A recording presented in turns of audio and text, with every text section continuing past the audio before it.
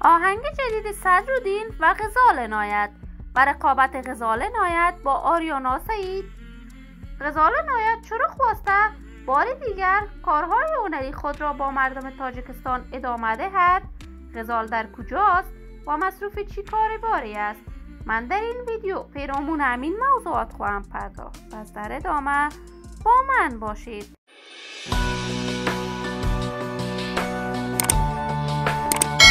سلام، شما را خوش آمدید بگم به یکی دیگر از ویدیوهای جذاب کانال دنیا اینفو.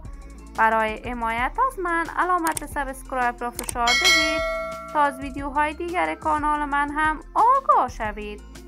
غزال عنایت هنرمند خوش صدا، خوش سیما و نام آشنا در میان هنرمندان افغانستان است و از محبوبیت خاصه در میان هنرمندان و چهره‌های شناخته شده افغانستان برخوردار است. غزال عنایت نه تنها علاقه‌مندانش در افغانستان است، بلکه در میان فارسی زبانان تمام جهان شهرت خاصی دارد. غزال عنایت از ولایت زیبای لغمان می باشد. پدرش و مادرش از جمله ژورنالیستان موفق کشور بودند. غزال عنایت در سال 2008 با خانواده‌اش به کشور کانادا رفت و در آنجا به طور رسمی با سرودن آهنگ دوگانه با قیس الفت به کارهای هنری خود ادامه داد.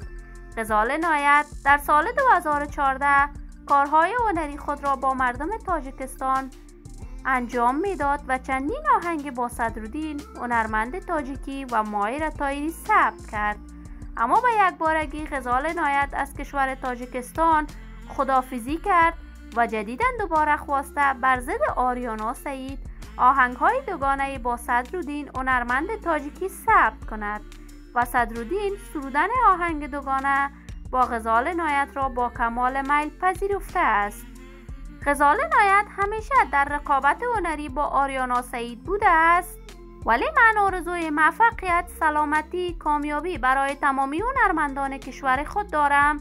دوستان نهایت عزیز، شما هم نظریاتتان را در بخش کامنت با من شریک بسازید. این ویدیو را با دوستداران و علاقه‌مندان غزال عنایت به اشتراک بگذارید.